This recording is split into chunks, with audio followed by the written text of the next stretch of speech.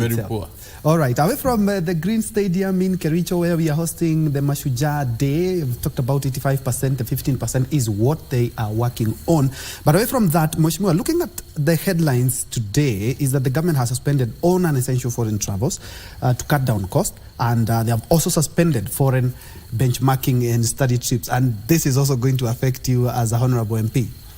That is really a good question. When I read that headlines today about suspension of foreign trips, I tend to agree with the head of public service and the government in general. This country is also going through a tough time. You see the cost of fuel is high, the cost of living is also high. So what the government is doing is to see what can we do to reduce our expenses. When you find yourself in a hole, you try to just make sure that you don't dig any deeper, you walk your way up. So I think what government is trying to do is to see, okay, in the last 1 year, what is our biggest expenses that we have, expenditure? And looks like the foreign travel has eaten quite a bit into the government budget. And so what they're trying to do is to reduce the foreign travels, the expenditure when these people get to travel outside the country. Because by DM, for every member who is traveling, or for every government official, is quite a bit.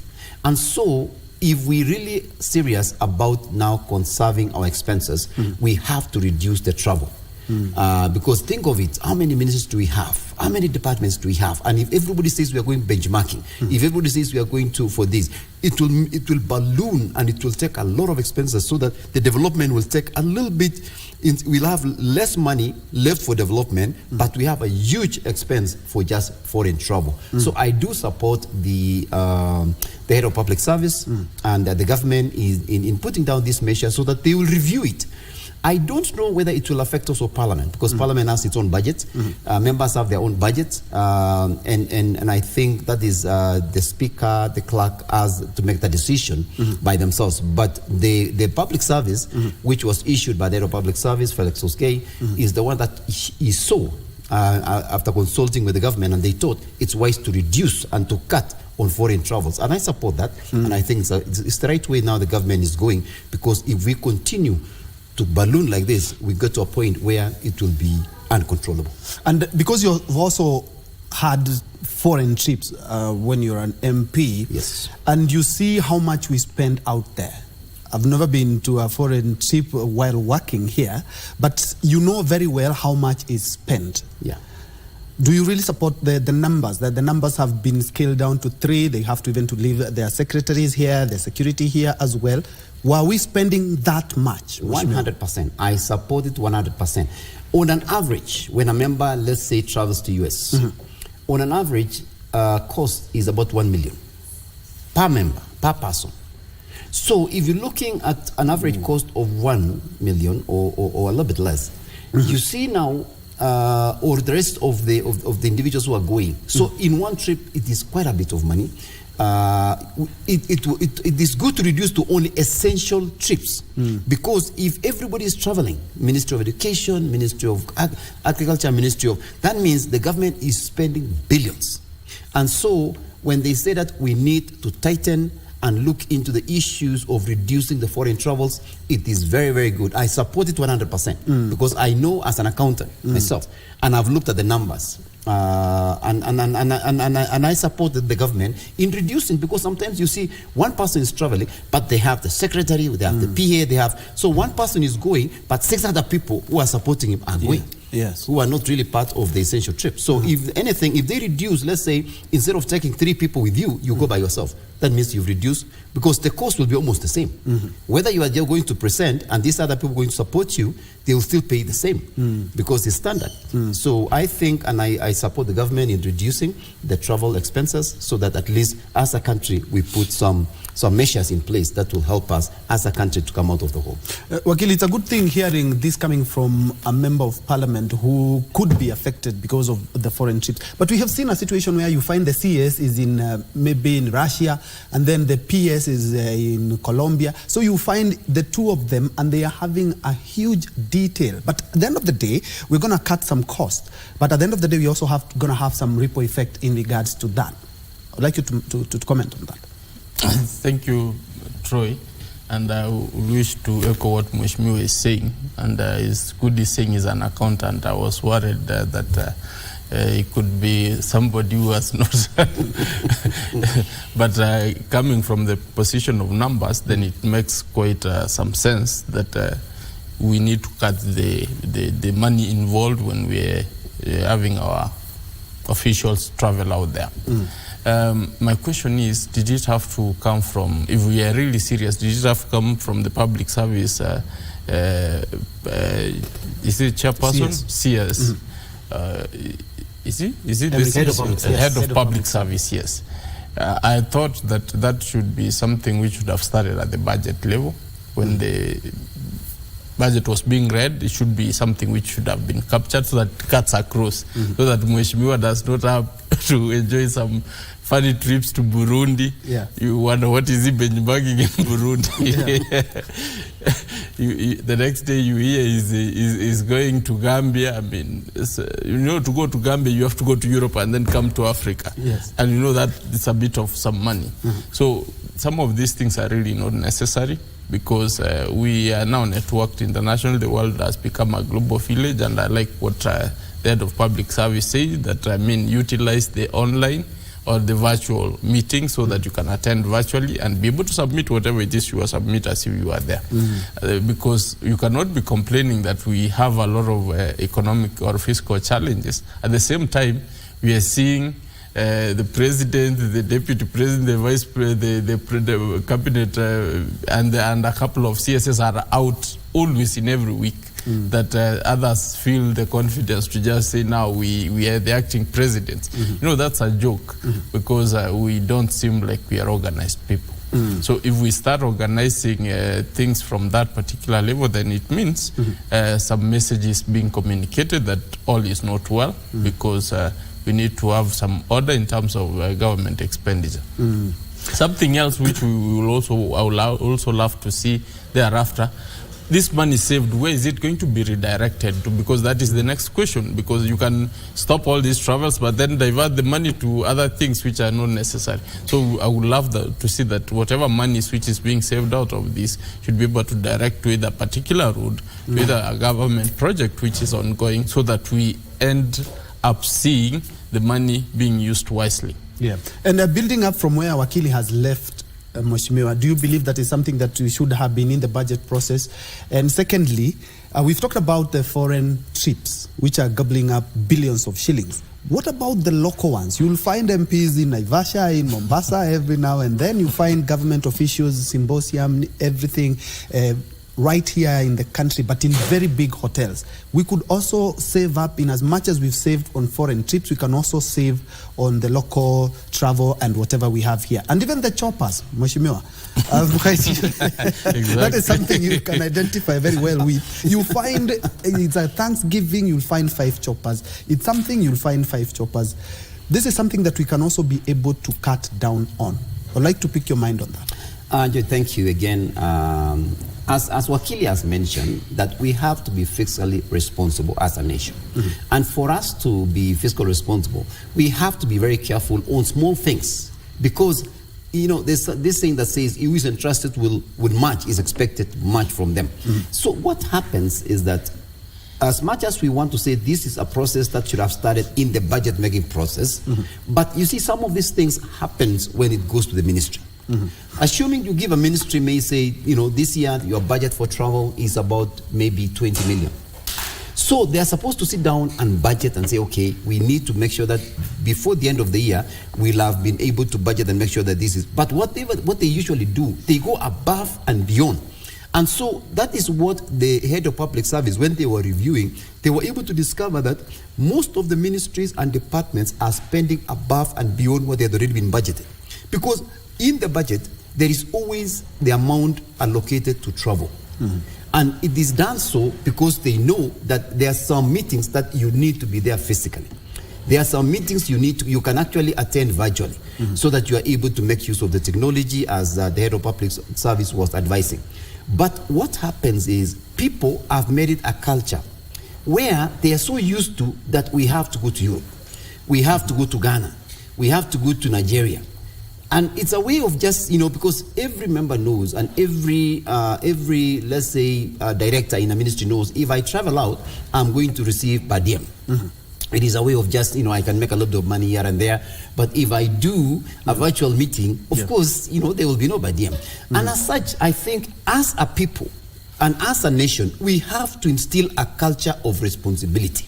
We have to instill a culture of responsibility where the responsibility starts with me. It starts with the MD, it goes down to the director, and it goes to the employees. Once that discipline is already instilled in any organization, it will be easier for us to save. Because you see, there's this thing the president has been pushing and saying, as a nation, we need to start saving. We need to start saving. But you see, we become a nation that we know we don't have much, but we are overspenders. We spend more than what we make. If you look at our exports, is always we import more than what we export. We spend more than what we make. And so it starts from things like now cutting down on travel expenses. You mentioned about things like choppers. You see members, you see of politicians with choppers here and there. Those are their private choppers. It's okay. If you have money and you are able to buy, spend on a chopper, that is okay. There is no. But now when a CS or a director uses the money of the ministry to hire a chopper to just go for a meeting with the citizens, yes, it might not be acceptable.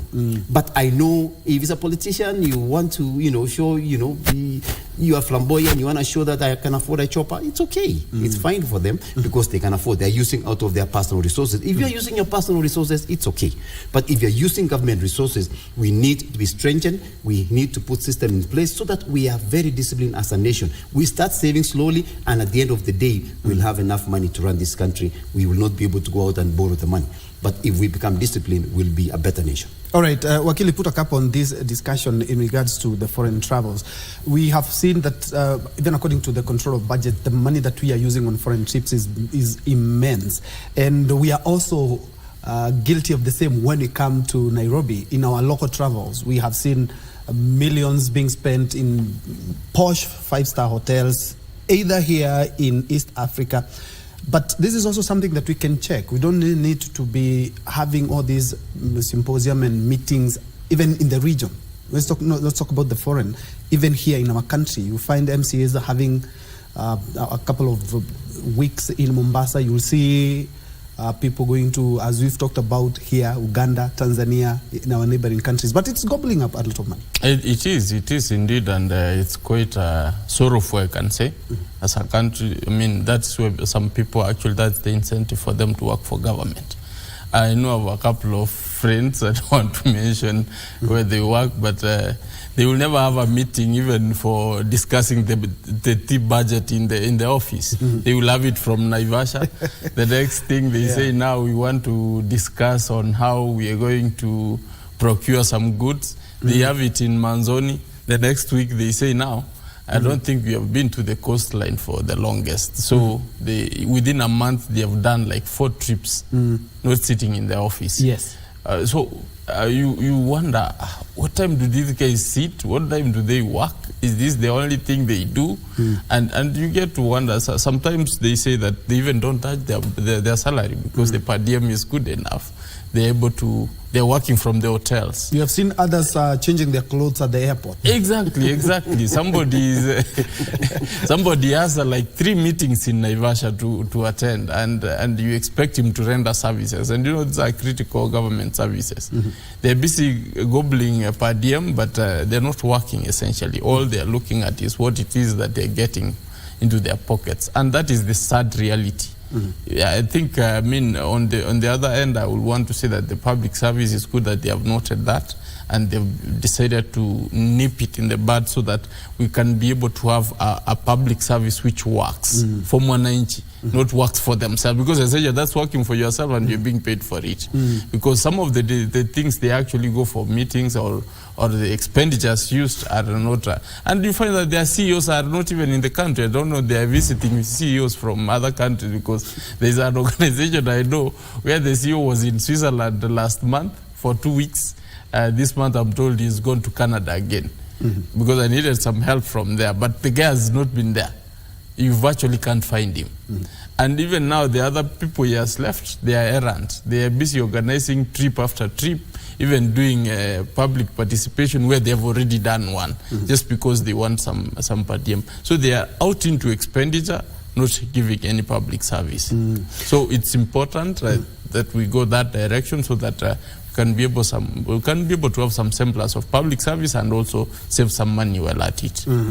Mheshimiwa, the heavy rains are here with us. In the next couple of days, we're expecting, according to the weatherman, is that we are going to expect some El Nino rains, in as much as they might not be as much as they had forecasted earlier on. But counties have talked about they need 15 billion shillings to mitigate that. Yes. Let me just take a few steps back. The COVID-19 pandemic. There was a kitty that was set aside for that. And we know what happened. The COVID-19 millionaires emerged there. And I remember the anti-graft Caesar here in the country, they've said that they will be monitoring to see how counties, especially Mashinani, they are spending that money. Correct. I'd like you to comment on that, because we might end up having something that we had not anticipated. That is very true. The meteorological department has mentioned that we will be having El Nino in the next 15 days, and it will go on until December. The unfortunate part is that Kenya, we didn't expect this. It usually happens after every 7 years. We have a very serious El Nino or a rain like this. The biggest backbone of this country, the economy of this country, depends on agriculture. And as such, when we get this kind of rains and we get this much rains, it destroys a lot of crops. And as such, we have to have enough funds in place to cushion the farmers, to cushion the country in terms of bridges, to prepare us. You mentioned about pandemic that we had. We were not ready for it. And when it came, it affected the economy of the country, it affected many families, it affected many individuals. So I think what the government is doing is that they are preparing themselves for El Nino, just in case it comes and it becomes a worse nightmare. But you see, because we have these systems and we know it is going to rain, and most of the places there will be huge erosion, there will be bridges that will be washed away, there will be crops that will be destroyed, then the government is preparing itself and putting some system in place so that when it happens, at least it will not be a surprise, but at least there will be some cushion and mitigation that is going to help to reduce the damages and the losses that we are going to incur, which I want to challenge farmers, especially from my constituency. Just a second, the pictures are appearing on your screen right now. The last time we had El Nino, as you can see, it was quite devastating.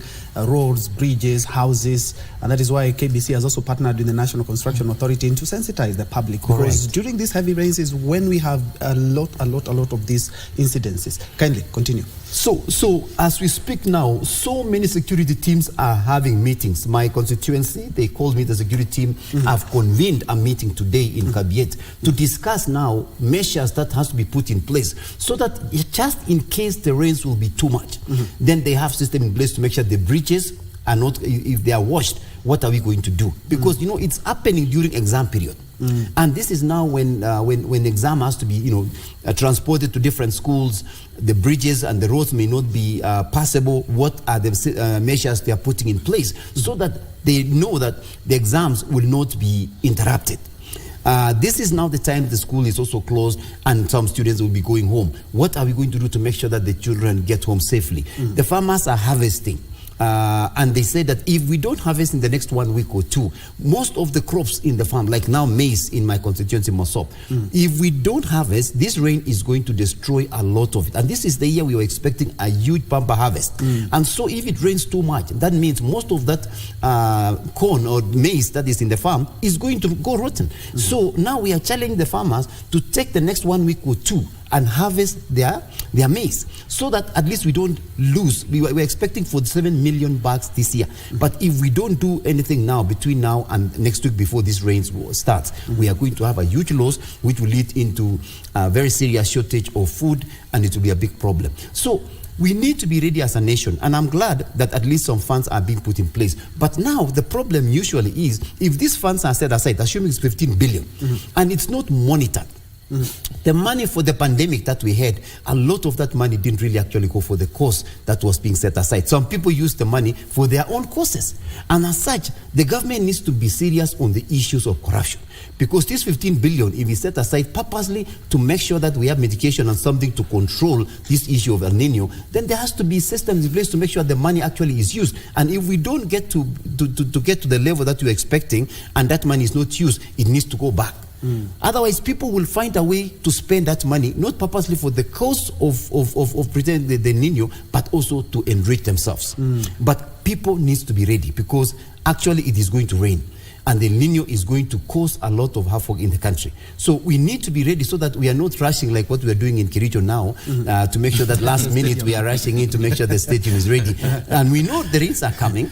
You know, like in the Bible they were saying, Noah was telling people, get ready, it is going to rain. And they waited until the last minute, then we are trying to get to the boat. We need to get ready now because it is going to rain, it is going to destroy a lot of crops, it is going to mess a lot of things. So we need to be ready. It might not be a huge magnitude as it was expected, but it is going to rain. Most of the roads will be washed. Most of the bridges will be washed. Let's try to make sure that we have a system in place to make sure that when it happens, we are ready for it. Again, Wakili, talking about time, because we have seen what is happening at the Kericho Green Stadium, where we have a couple of days, the works are not yet complete, and we're expecting the heavy rains as well. The El Nino phenomena, we know very well it's between let's say 5 to 10 years. In between there is when it comes. But when we come to preparedness, right now we are talking about 15 billion shillings. I think this is a conversation we should have had a little bit earlier so that people like Mheshimiwa here can also work with the county governments to ensure that his bridges in Mosop and his schools are not do not bear the brunt of the heavy rains. But unfortunately, when you talk about the farmers, as he's talking about, he's making a very valid point, saying that we find that there are farmers that are having a lot of harvest, but when it comes to post-harvest losses are quite immense. Storage. I saw an article yesterday that we had in Trans Nzoia County where we have a building that was supposed to be a store and they were supposed to be drying their maize there, but unfortunately it doesn't have a roof. I don't know what happened. It was constructed, it has doors, windows, whether the roof was stolen or yet it's yet to be there. This is something that we were expecting, and we always know that when the rains are coming, and they're coming thick, okay. Unfortunately, when it comes to the timing factor, it becomes an issue. This is what I will say true about this. Kenyans are a very funny lot, especially when people get to authority. I'm happy Mheshimiwa is able to articulate issues in a very elaborate manner. But most of the people, I hope it's not only in the media, but most of the people get into public service who are actually supposed to be in positions of authority, who are supposed to implement these things, the way we see them, the way we are discussing them here. They are very colorless people. I mean, how can you be doing a building without a roof? And you are not bothered, the rains are coming, nothing is going on. It means somebody must have eaten the roof. It's in his stomach or it's in form of an apartment somewhere. And that's what we need to guard against. We need to have a lot of fiscal discipline. We need to guard against corruption. We need to be serious with the projects that we do. And we need to have checks and accountability all through the process. It's good we mentioned El Nino is not a new thing in Kenya. It has been happening. I mean, the most peculiar one I remember is 1998, 1997, 1998, which is being talked about. I was so young then. But then people keep speaking it as if it happened yesterday. It had very devastating effects on the economy. From then, we should have come up with the measures to ensure that every other time these rains are coming, we should be ready for them. Our roads should be compliant, El Nino compliant. We need to have houses which are El Nino compliant. We need to have projects which are geared towards mitigation of El Nino so that we can be able to be ready. Some of the things we are doing right now is akin to what is happening in the Green Stadium in Kericho right now. It's like the notice was given last month, and then it's not the case. This is a period which we have. The meteorological department has weather tracking mechanisms. Even if that they don't have, they are internationally, they are weather tracking mechanism. They can be able to collaborate with other people, whereby we can be able to mitigate a disaster before it happens. You remember now there's something called the Katrinas or the hurricanes, which at the very onset used to cause a lot of devastating effects. But nowadays, you know, in the West, people are prepared. They're able to track even when it's actually starting to develop. And then they warn people early enough. They even evacuate people. Even a whole city is evacuated so that they don't get the brunt of this effect. I think Mheshimiwa has been in the West and he knows this. So these are some of the things we expect when Mheshimiwa is in Parliament. They should be able to put in place some laws. There could be existing some laws for disaster management, but then the issue of the funding and the issue of checks and balances is what we need to ensure that our policies should be able to be endeared towards ensuring that whoever has been put in authority, whoever is responsible for this expending of these monies, should be able to ensure that this is expended in the best way possible so that we have results for the same. And Mheshimiwa, counties are asking for the 15 billion shillings. I'm quite sure we're going to find something, at least, even if it's not that 15 billion, but we're going to find something. Have county governments started working with you? Because you are the guys on the ground. Yeah. You know, if a bridge in Mosope is carried by the waters, you are the one to be asked. They won't go to the county government. They will come to Mheshimiwa because a lot has happened because of the first rains. Call is to him. The first call is you. Have you been working very closely with county governments? We work very closely with the county, especially the Nandi County. The Nandi County government and the governor himself has taken keen interest on making sure that we work together. In the previous times, it was always a fight between the national government and the county government, the MPs and the MCAs. But somehow we found a way to be able to work together.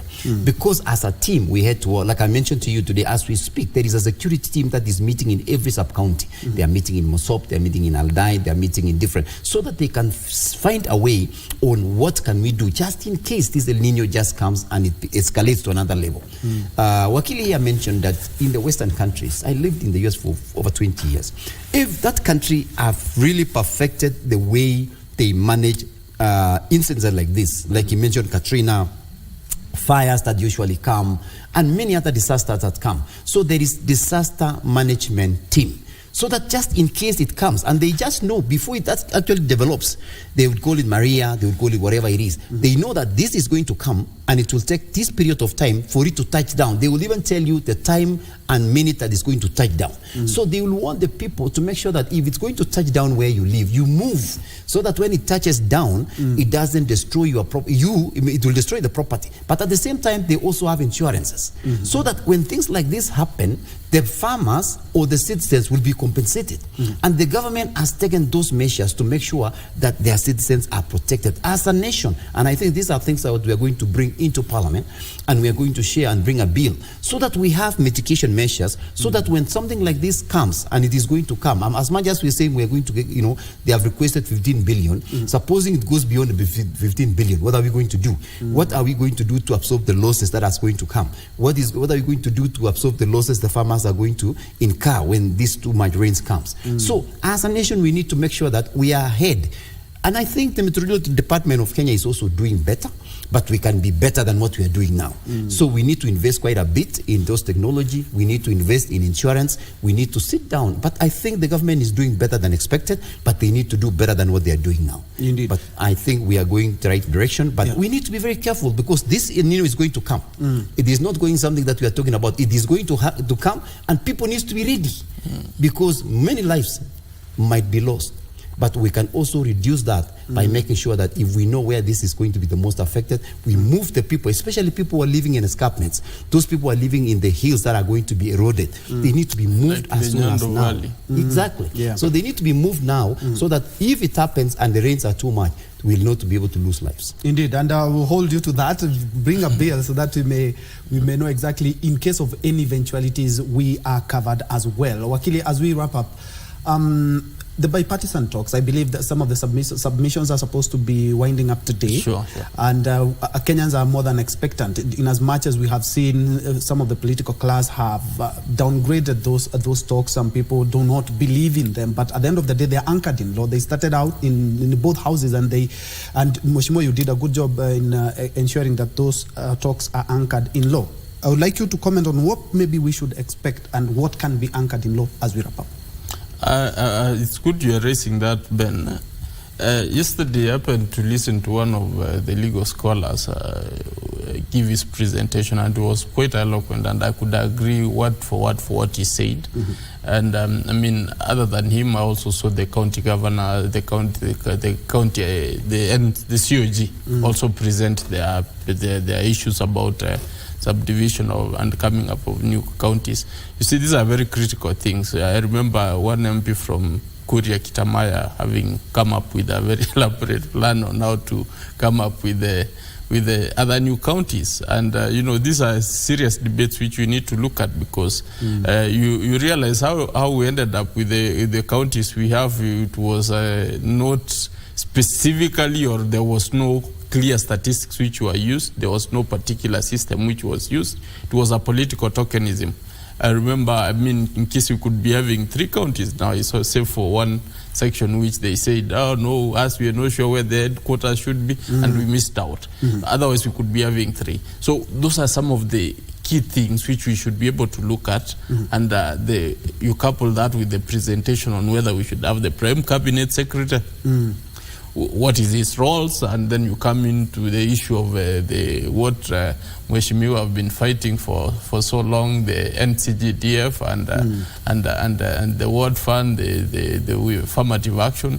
Are these really things we should be having necessarily on board? Because constitutionally, we have 2 levels of government, even expenditure-wise. So should we cut these particular special funds and then we'll be able to cap them with the levels of government? That is a debate we need to have. So some of the people actually, I believe it's politicians, is because they know some of the debates are not very, very interesting for them, and they should be aiming at cutting some of the monies which they control. Because, Bentro, if we can just allow me raise this issue, how do we have members of parliament appropriate monies, and the appropriate money is to the counties? Before the money gets to the county, find them seated there waiting for it to spend. It's a joke.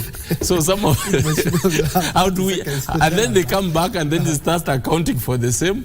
They start asking questions of now that who asked them how they spend. Yes. Of course, there is. We understand. Of course, the case has been lost over and over, but they have been finding always a mechanism, the patching up works which they have been doing.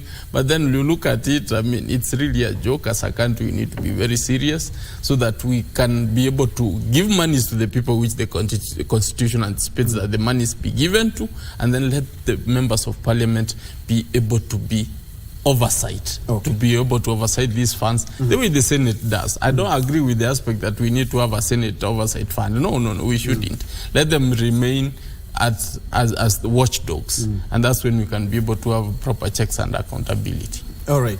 Mheshimiwa, as we wrap up, the talks have been both commended and also downgraded by even the political class. But at the end of the day, it is something that is anchored in law, and Kenyans are waiting. And especially when it comes to the delimitation of boundaries, this is something, an emotive issue. And as Wakili has talked about, also some of the issues like NGG, CDF, and also things like how counties are going to be quite the boundaries. I remember Mutula Kilonzo having an issue saying that it's not quite clear where some of the boundaries in counties are. These are some of the issues that are being addressed in the dialogue committee. Yeah, Ben, this issue of bipartisan talks have brought in the good and the bad. There's some things I support in it, there are some things I don't agree in it. But at the end of the day, we live in a democratic country where people have a right to sit down and air their views. They have a right to discuss. They have a right to just give. So this is also one of the forums where the public was given to give the ideas. This is where the politicians, the governors had a chance to come and just give their views as to what we really need to see. And as such, the issues of NGCDF is very, very crucial, and it has to be anchored in the law, because now somebody can come from nowhere, because the funds that we spend in NGCDF is felt in almost every constituency. If you look at the little money we have and the projects that we make out of this NGCDF, it goes a long way compared to the funds that comes from county government. And as such, so it is one of the things that we wanted to make sure that it is actually in the law, so that nobody comes and says from today we want to just get away with NGCDF. The second thing that we wanted also to look into is the position of the Prime Cabinet position, which I think is also very necessary. It is there, but it has not actually been entrenched in the Constitution. We also talked about the issue of creating the office of the leader of the opposition, so that the leader of the opposition will always have now an official office to issue statements. They will have the members. So this is some of the things that we think it is good. And also the issue of IBC, which right now we don't have really the committee, which we are talking about the issues of the boundaries, we are talking about the issue of subdivision, but nobody else can handle that issue other than the IBC team. So it was very important to sit down and discuss. But at the same time, this issue of bipartisan talks, I actually, in every democracy, once a government has been formed, that government has its responsibility to run the country, to come up with ideas. Some of these things that have been discussed in this bipartisan talk could have been done in Parliament. And we could have finalized everything. We didn't have to. So much resources have been spent, so much. But at the end of the day, these are things that we could have just finalized in Parliament and maybe through the 2-3 other sittings. But anyway, because it's going on, let's agree to it. But we know that something good will come out of it. But as a nation, we are moving forward, and we want to make sure Kenya is stable and moving in the right direction. All right, and we are hoping that the National Dialogue Committee comes up with some of what Kenyans are expecting that will sort out some of the most critical issues that we have, and also surrounding the whole electoral process, which is always disputed each and every cycle. But I've been engaging Honorable Abraham Kirwa, who is the MP for Mosop constituency, and just next to him we have Gibson Gisore, who is an advocate of the High Court, a leadership and governance expert, and also a lecturer of law at the University of Embu. The gentlemen, thank you so much indeed for coming, and shukrani sana. But we have not concluded the conversation. We will be discussing two very pertinent issues here: the menstrual and mental health. You might think they are not quite related, but I can tell you for a fact is that a lot of people who suffer, they suffer in silence. Well, we are here to demystify all that. I will be engaging Aruna Mavji Vasani, who is the founder of Together for Better Foundation. She will be telling us all about that. We'll also be having Abigail Modoka, who is the co-founder KMB Mental Health Services, and also a consultant psychologist. So don't go away. We'll be right back.